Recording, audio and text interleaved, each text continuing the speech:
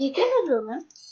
अरे सिमी मैम, आपको पता है कि हम जो खाते हैं वो सब कुछ चीनी में कन्वर्ट होता है। तो ये जो 4 चम्मच चीनी है, ये एक रोटी के बराबर है। और हम जो नॉर्मली 2 रोटी सुबह खाते हैं और 2 रोटी शाम को खाते हैं। इसका मतलब एक रोटी में 4 चम्मच चीनी रहती है? जी हाँ, यही देखिए, गिनते रहिए। ये 5, ये 6, ये 7 और ये 8, क्योंकि हम जो कुछ भी खाते हैं वो शुगर में कन्वर्ट हो जाता है। तो डायबिटीज वालों को लगता है कि हमने तो कुछ चीनी खाई नहीं और फिर भी हमारी शुगर बढ़ गई है। तो इसका कारण है ये हमारी रोटी जो हमारी किचन में बनती है। यानी कि एक 30 ग्राम चपाती में हम लोग ये जान सकते हैं कि 15 से 18 ग्राम तक चीनी जाती है। यानी ऑल ओवर 100 ग्राम तक चीनी हम नॉर्मली ऐसे ही खा जाते हैं। आप डायबिटीज वाले कहते हैं कि हमने तो इतना खाया ही नहीं, फिर भी हमारी शुगर कंट्रोल क्यों नहीं आती है?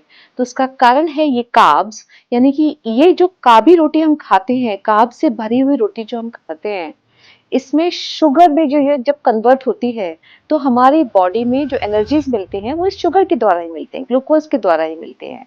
यानी कि अगर आप दिन में सुबह 2 चपाती खाते हैं सब्जी के साथ में, और फिर शाम को 2 चपाती खाते हैं सब्जी के साथ में, जो कि मिनिमम हमारा इनटेक है, उसमें मालूम है आपको कितनी चीनी हम ऑलमोस्ट खा जाते हैं? कितनी? 16 चम्मच चीनी तक खा जाते हैं। Oh my God. ये देखिए, ये 16 चम्मच चीनी है जो कि हम सुबह से शाम तक खा जाते हैं और हमें पता ही नहीं चलता। और फिर आप देखिए इसको कैसे कम कर सकते हैं हम? ये हम डेली खाते हैं। Can you imagine? क्या आप विश्वास कर सकते हैं? तो समझे, यानी कि 4 रोटी और 16 चम्मच शुगर। मैम फिर इसको कम कैसे करें? Good question. सिमी मैम, जब भी हम अपनी रोटी बनाते हैं, यानी कि अगर हम 30 ग्राम की एक रोटी बनाते हैं, तो हम उसको गूंथने के लिए थोड़ा सा घिया, गाजर, पत्ता गोभी, फूल गोभी या कुकुम्बर जैसी वाटर बेस्ड सब्जियां ले सकते हैं। जब हम इसको उसमें गूंथेंगे तो हमारा अनाज इसमें आधा ही जाएगा।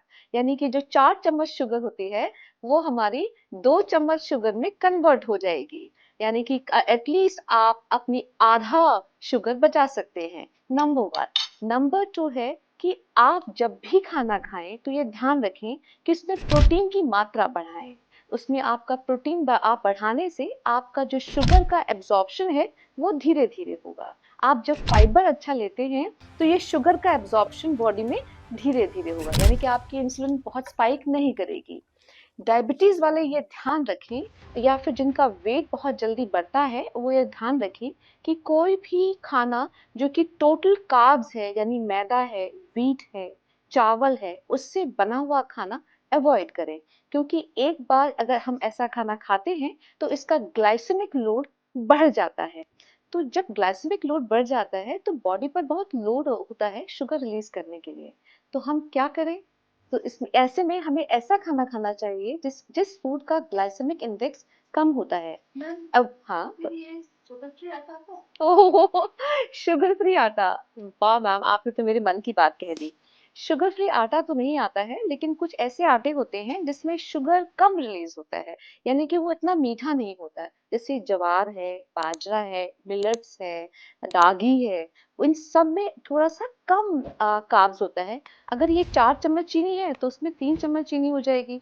और उसमें से अगर आप घिया कुछ या कोई सब्जी डाल देंगे तो ये आधा हो जाएगा। यानी कि आपका जो कार्ब इंटेक है, जो शुगर इंटेक है, वो ऑलमोस्ट आधे से भी आधा कर सकते हैं।